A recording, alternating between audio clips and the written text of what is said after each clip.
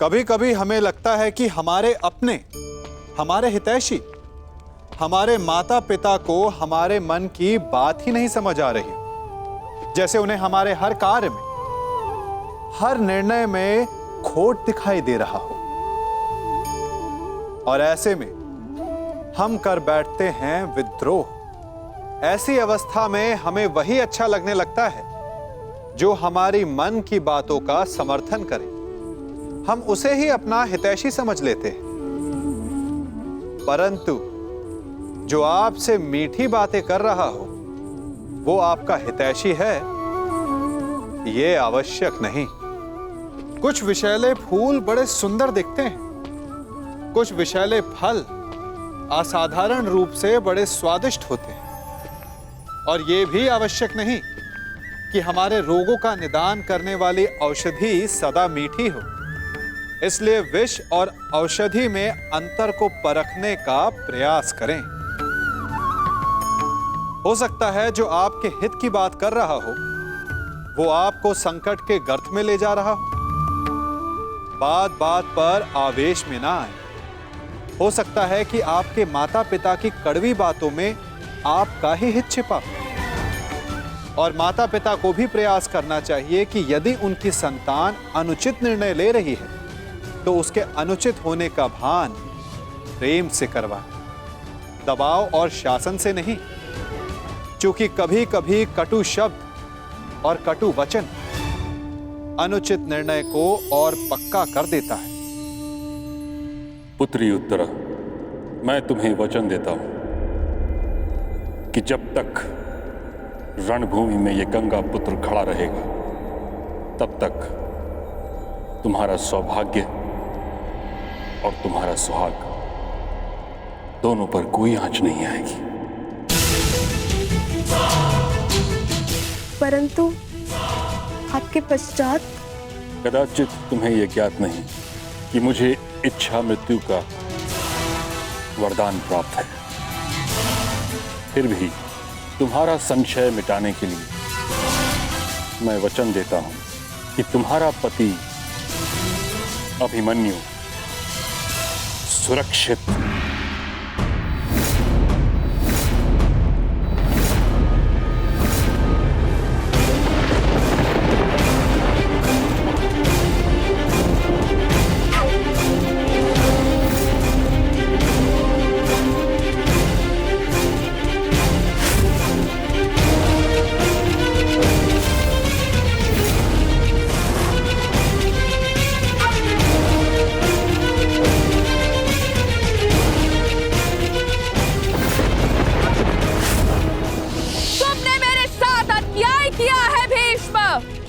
हस्तिनापुर के सिंहासन के लिए मेरा जीवन नाश कर दिया, मेरा त्याग कर दिया। मैं नया जन्म लेके आऊंगी भीष्म, तुमसे प्रतिशोध पूर्ण करने।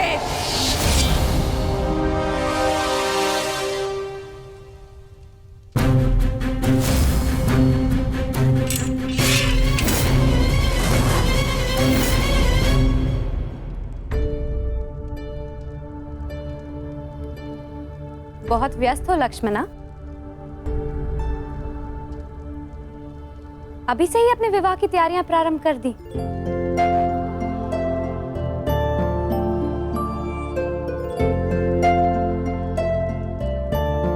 प्रणिपात काकीश्री।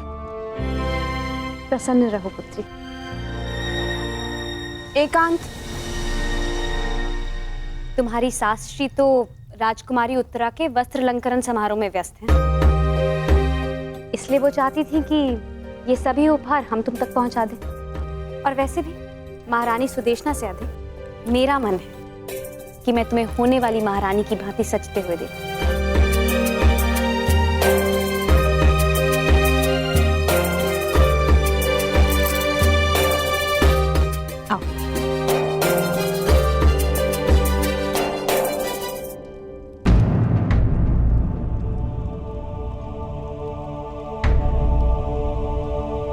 इस पुष्प जैसे कोमल मुख पर ये उदासी की परछाई क्यों? सब ठीक तो है ना लक्ष्मणा? तुम कुशल तो हो? मैं तो ठीक हूँ काकीश्री। परंतु आप इतनी क्षमाशील कैसे हो सकती है?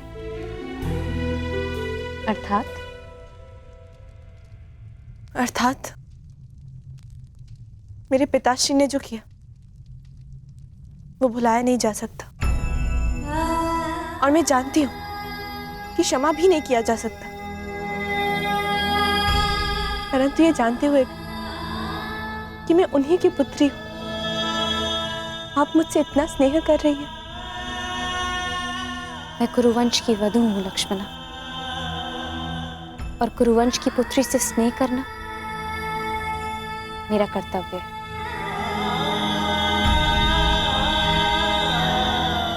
मैं आपसे कुछ मांग सकती हूँ काकीश्री?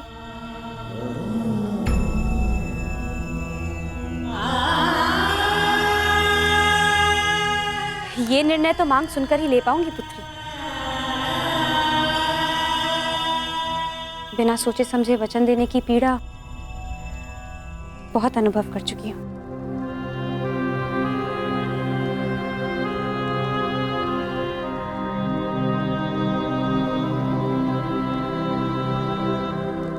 हो सके तो मेरे पिताश्री को क्षमा कर दीजिए।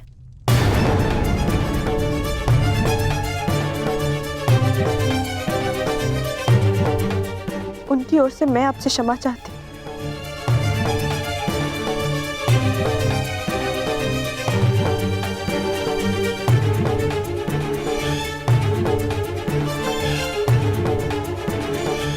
जानती हो लक्ष्मणा, हम स्त्रियों के जीवन की सबसे बड़ी भूल क्या होती है? कि हम अपने जीवन में आए हुए पुरुषों की भूलों की क्षमा मांगती हैं और उनकी भूलों का दंड स्वीकार करती हैं, और वो इसलिए क्योंकि कदाचित हमें यही सिखाया जाता है। मैं कुछ समझी नहीं।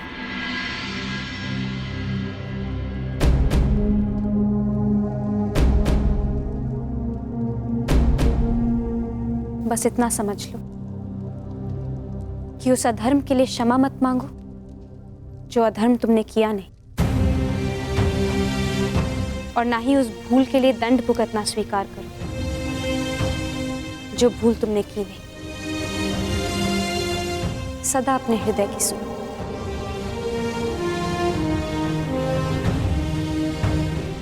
क्या आपने अपने हृदय की सुनी थी जब आपको जीवन में कोई विकल्प नहीं दिया गया और 5 पुरुषों से विवाह करना पड़ा?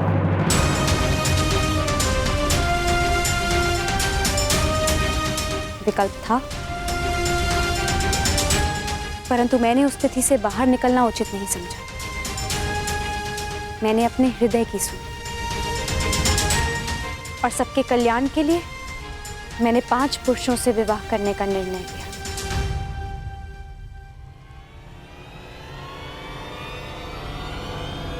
मैं तुम्हारे पिताश्री को क्षमा नहीं कर पाऊंगी।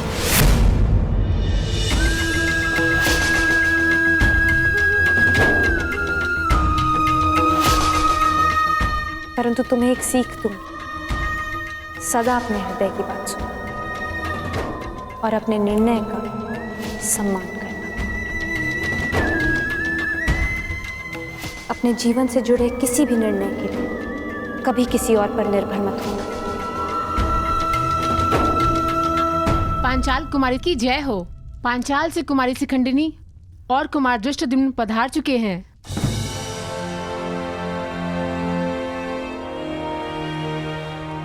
नव विवाहित युगल को पंचाल राज्य की ओर से हार्दिक बधाई। ये भेंट स्वीकार करें।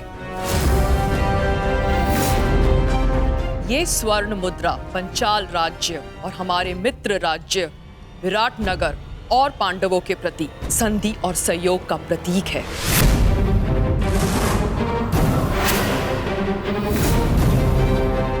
इसे आप स्वीकार करें।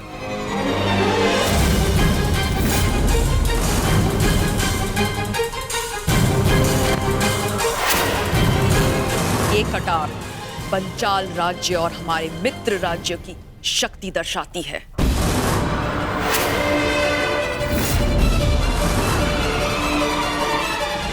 हम पंचाल राज्य और हमारे मित्र राज्य की सेना का एक बड़ा भाग आपको भेंट करते हैं।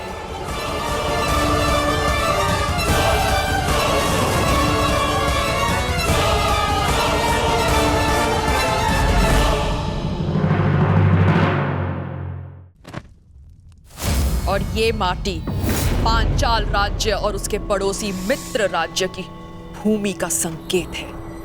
हम पांचाल अथवा हमारे मित्र राज्य की भूमि का एक बड़ा भाग आपको भेंट करते हैं।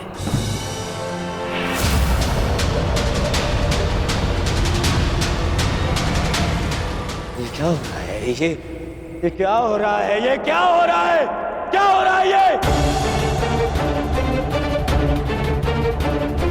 बंद करो, बंद करो ये स्वांग, बंद करो ये स्वांग।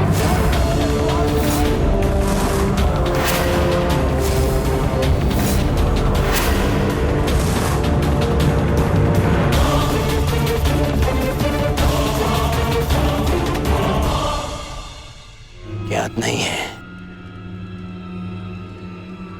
दिग्विजय के पश्चात तुम्हारे पांचाल पर मेरा अधिकार है, हस्तिनापुर का अधिकार है।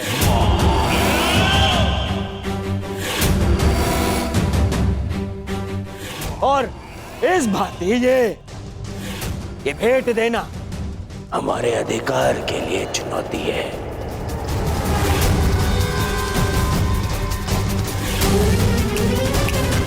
यदि ये भेंट वापस ना ली गई तो मैं इसे युद्ध की चुनौती मानूंगा।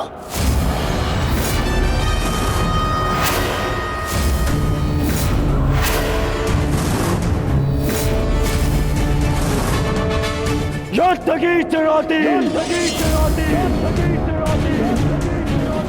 न्यायानाम अधिकाराणाम प्राप्त्यर्थम साम्राज्यर्थम।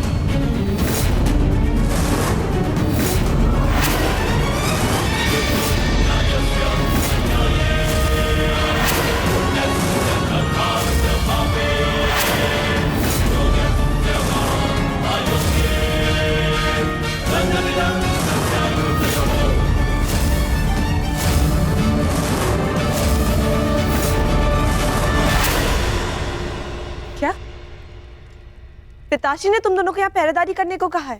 जी राजकुमारी, युवराज का निर्देश है, हम आपकी रक्षा के लिए यहाँ प्रस्तुत रहें।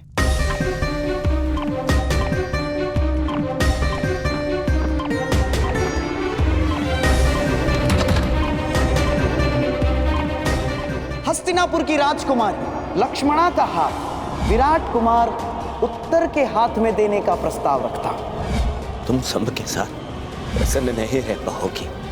अब निर्णय तुम्हें लेना है, अपने पिता का सम्मान या फिर अपना स्वप्न।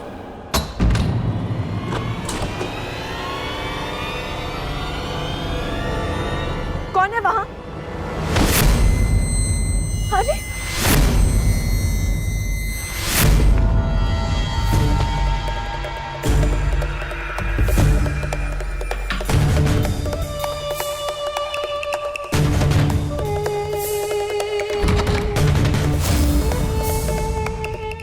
तुम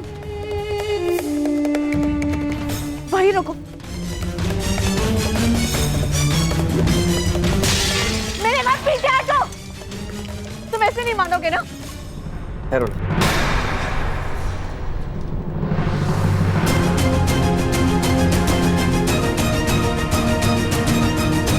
रिश्ते, तुम यहाँ क्या कर रहे हो?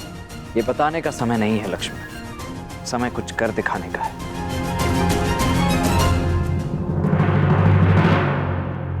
ठहरिए वीरों, विवाह के शुभ अवसर को रक्त रंजित मत कीजिए। आप दोनों ही मेरे होने वाले समधी हैं। मैं आपसे विनती करता हूं, कृपया शांत हो जाइए। विराट राज उचित कह रहे हैं दुर्योधन। तुम सभी अपने अपने शस्त्र नीचे करो। ये पहले सोचना था पितामह, पहले सोचना चाहिए था।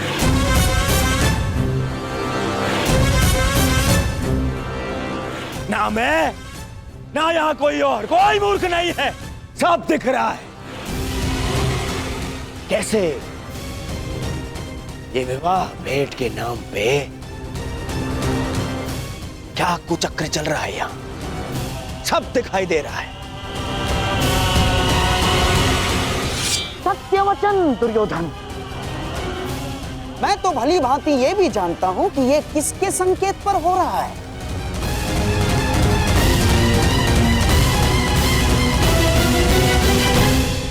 मुझे ये विराट राज से ऐसी आशा नहीं थी पितामह, नहीं थी ऐसी आशा।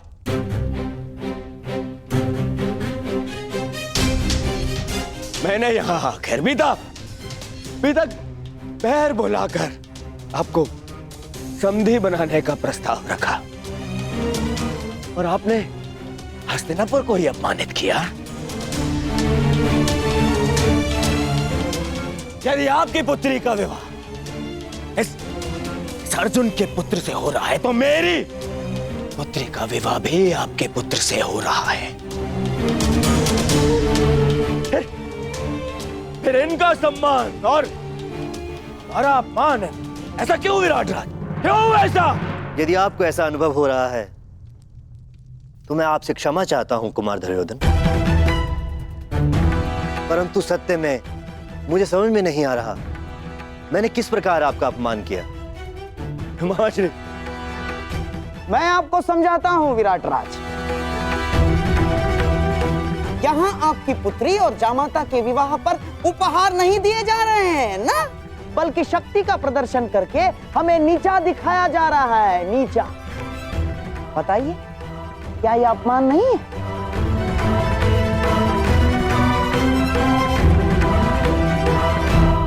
और तुम पांचाल कुमारी, जो उपहार तुम यहां भेंट स्वरूप लाई हो, उसमें केवल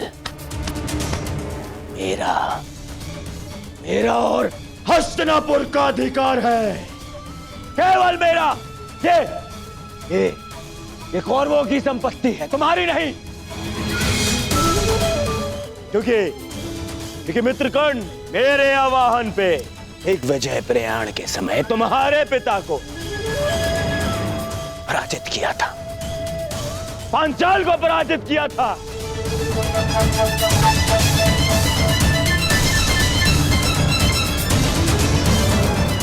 तब से पांचाल की समस्त संपत्ति, ये भूमि, तुम्हारी सेना, सब मेरी है, सब मेरी है।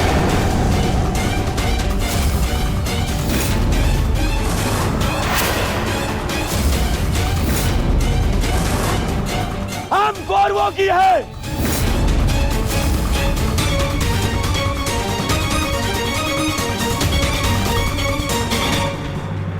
जो मैं आज करने आया हूं उसके लिए यह जानना अति आवश्यक है कि तुम कुमार साम से प्रेम करती हो या राजकुमार उत्तर से विवाह करना चाहती हो।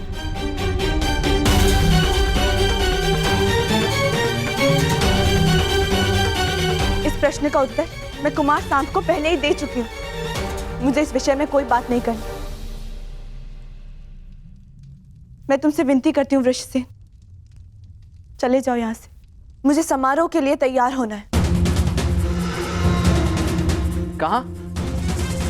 उस विवाह के लिए जिसके लिए ना तुम्हारा हृदय और ना ही तुम्हारी आत्मा अनुमति देती है।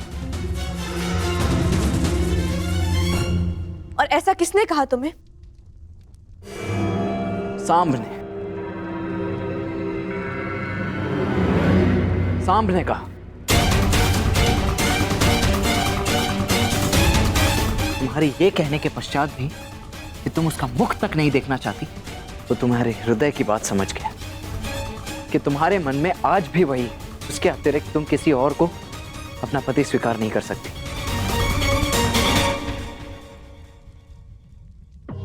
ये जीवन तुम्हारा है लक्ष्मण, तो निर्णय भी तुम्हें ही लेना है। मैं केवल ये कहना चाहता हूं कि अभी भी अवसर है। बताओ तुम्हारे हृदय में क्या है? क्या तुम सांब से प्रेम करती हो, उससे विवाह करना चाहती हो? बताओ लक्ष्मणा, ये अंतिम अवसर है।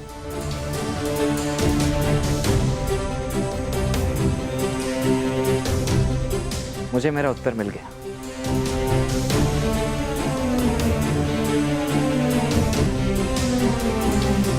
रुक जाओ वृषसेन।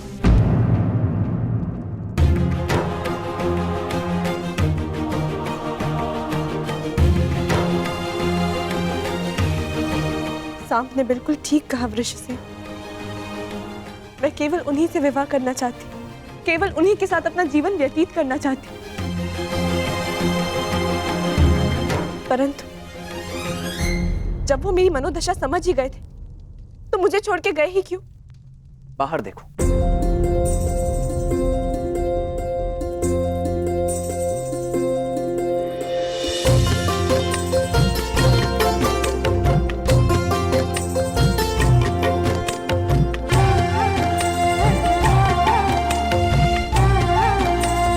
एक दूसरे को देखने के लिए बहुत समय मिलेगा लक्ष्मण, परंतु एक दूसरे के साथ जाने के लिए समय कम। शीघ्र तैयार हो जाओ।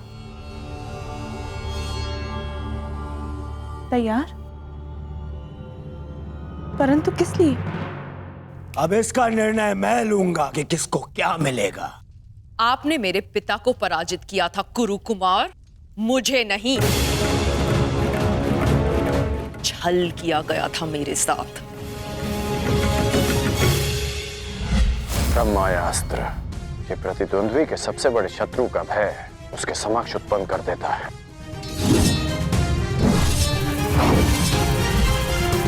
ब्रह्म का उपयोग करके मुझे युद्ध से वंचित किया गया,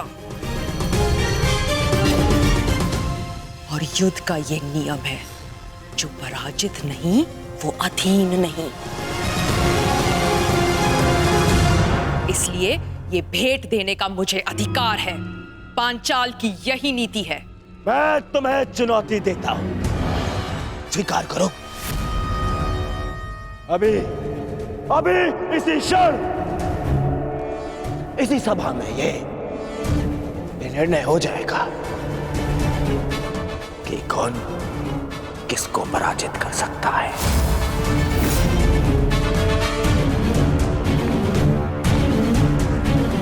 न्यायानाम अधिकाराणाम राम्यर्थम साम्राज्यर्थम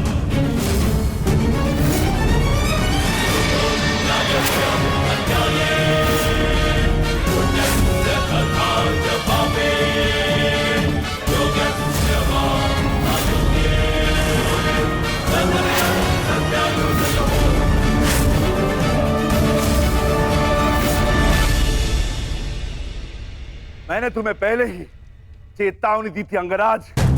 विवाह के समारोह में कोई भी विकट परिस्थिति उत्पन्न हुई तो उसका परिणाम भी विकट ही होगा। मैंने भी चेताया था कि मैं यहाँ केवल अतिथि बनकर आया हूँ, परंतु परिस्थिति उत्पन्न हुई तो उत्तर अवश्य मिलेगा।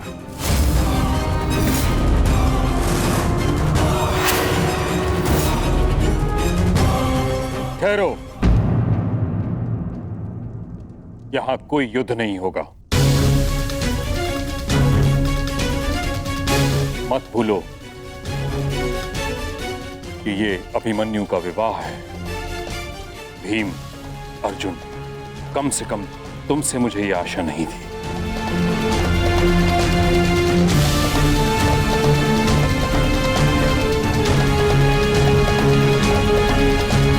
मैंने केवल हस्तिनापुर का अधिकार प्रस्तुत किया है, और कुछ नहीं। आप ही बताइए, पांचाल पर अब भी मेरा अधिकार नहीं है, हमारा अधिकार नहीं है। यदि अधिकार की बात है तो कहां है इंद्रप्रस्थ, जिस पर अज्ञातवास पूर्ण होते ही हमारा अधिकार होना चाहिए था। कैसा अधिकार? क्या तुम्हारी स्मृति पे 13 वर्ष के समय ने धूल जमा दी है दुर्योधन? क्या तुम्हें स्मरण नहीं कि शर्त यह थी कि 12 वर्ष का वनवास और 1 वर्ष का अज्ञातवास पूर्ण होते ही हमें फिर से हमारा छीना हुआ राज्य वापस मिलेगा, और ज्येष्ठ युधिष्ठिर फिर से सम्राट बन जाएंगे।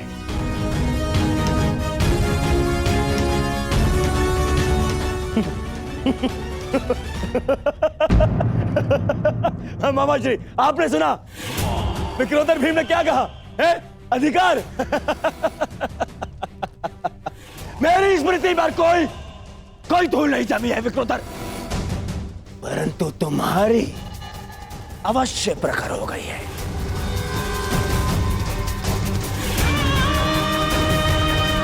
क्योंकि मेरी गणना के अनुसार तुम्हारा ज्ञातवास तुम्हें पहले ही भंग कर चुका हूं,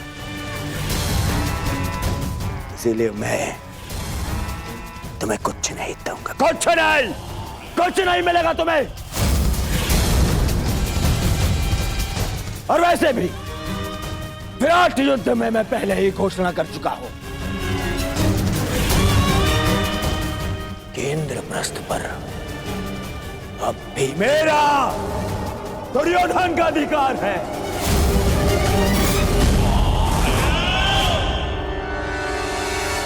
इसीलिए तुम्हें कुछ नहीं मिलेगा। जो करना है कर लो, जाओ। अरे कोई जाओ, इस बड़बोले को भोजन कराओ। पेट भरा ना होना तो प्रलाप करने लगता है। जाओ भोजन करके आओ, जाओ।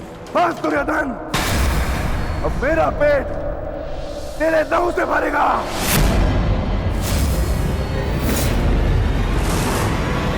सावधान दुर्योधन।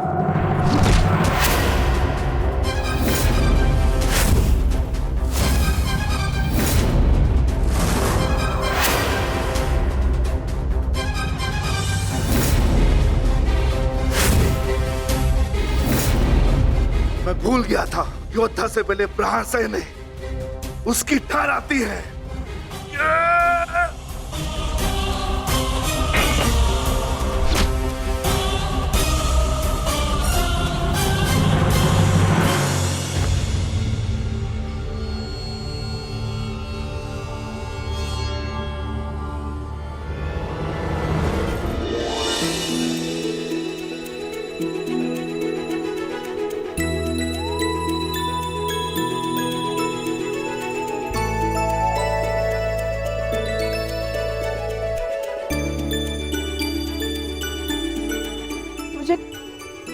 क्षमा कर दो साहब,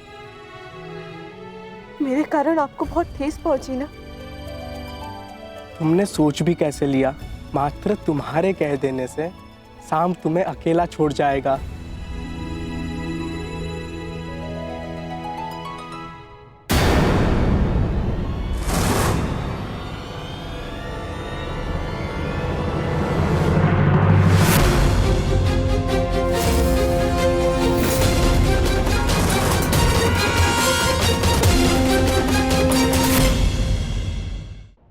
श्री लक्ष्मणा, अपने कक्ष में जाओ।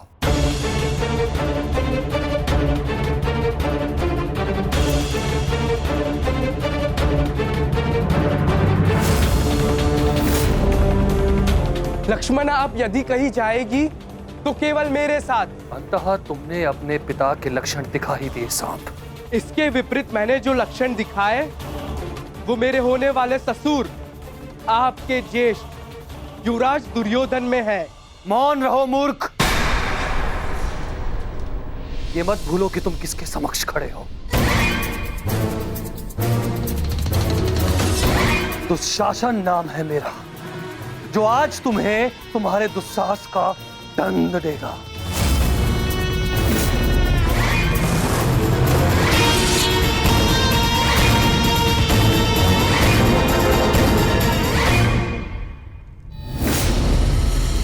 श्रेयस्कर यही होगा, तुम इस प्रकरण से बाहर रहो कर्ण।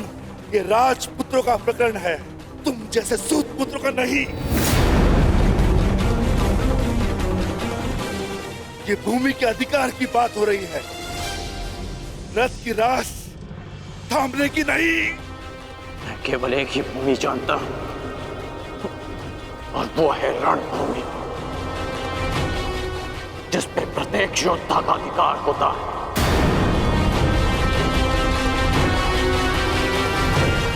चाहे तुम जैसा भगोड़ा राजपुत्र हो, या मेरे जैसा सूत पुत्र। तो ठीक है, आज मैं तुम्हारे योद्धाओं का भ्रम ही तोड़ देता हूं। देखो तो सही, रथ की रास थामने वाले हाथ कितनी देर तक मेरे समक्ष अस्त्र थामे रह सकते हैं।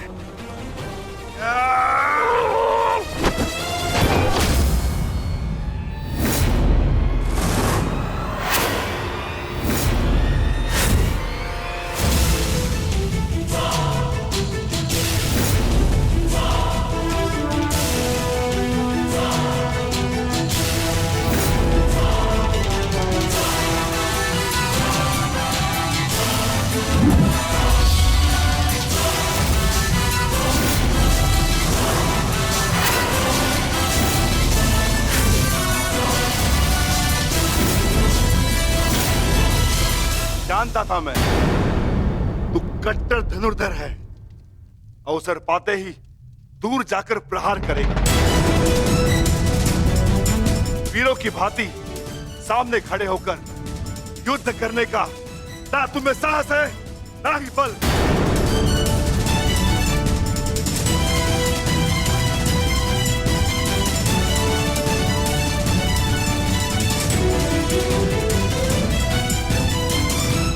अपने बल और साहस का परिचय उस दुर्जय योद्धा को 2 बार दे चुका हूं मैं, जिसे तुमने छल से मारा था, जरासंध।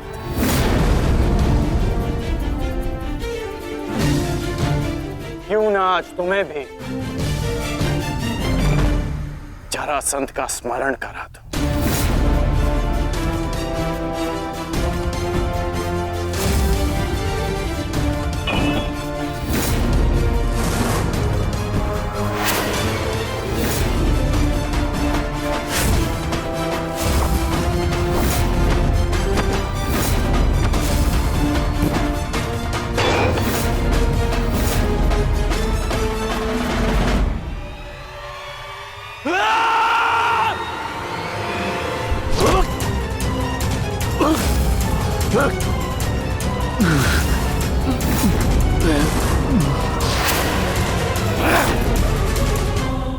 मेरी भतीजी से अपना हाथ दूर हटा छलिया पुत्र।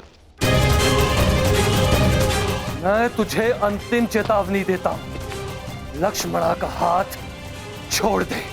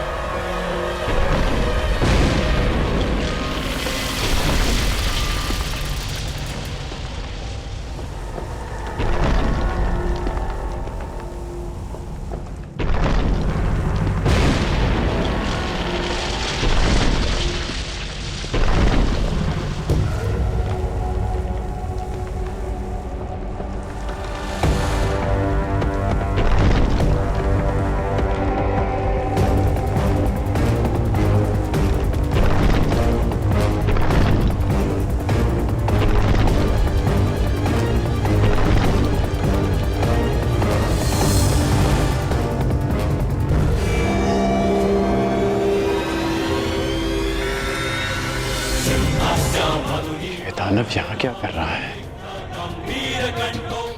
कौन है ये?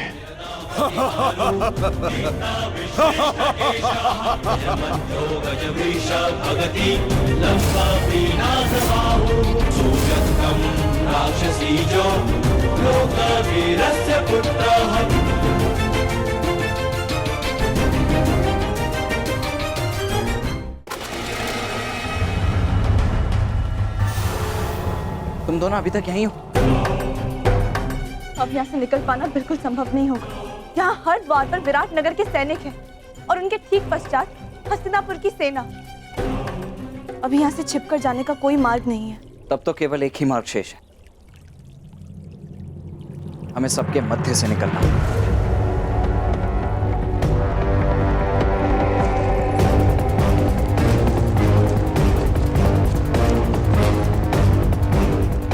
ये कौन है? जो भी हो, वरदान इस समय हमारे लिए है। सब इसमें व्यस्त है। रुको मत, चलती रहो।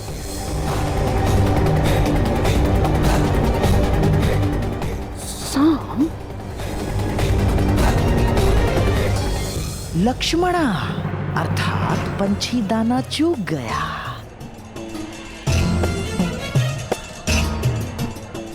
तुम्हारे पिता को कितना गर्व होगा सांप, महान वासुदेव का महान पुत्र कितने महान प्रयोजन को लाक्षित कर रहा है। बस शीघ्रता से निकलना मूर्ख। तुम ना इस सभा में आमंत्रित हो और ना ही युद्ध में तुम्हारा आवाहन किया गया है। तुम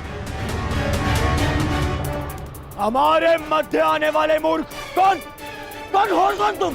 मैं महाबली वीर भीम और माता हिडिंबा का पुत्र घटोत्कच हूँ।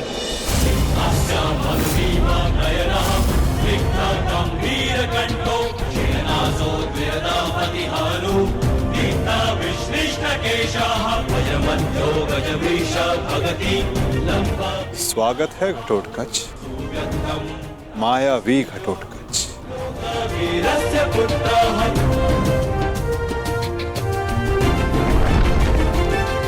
मेरे पिता पर शस्त्र उठाकर तूने भूल ही नहीं अपराध किया है। अब उसका दंड भुगतने के लिए तत्पर हो जाओ। मैं तुम्हें क्षति नहीं पहुंचाना चाहता भीमपुत्र।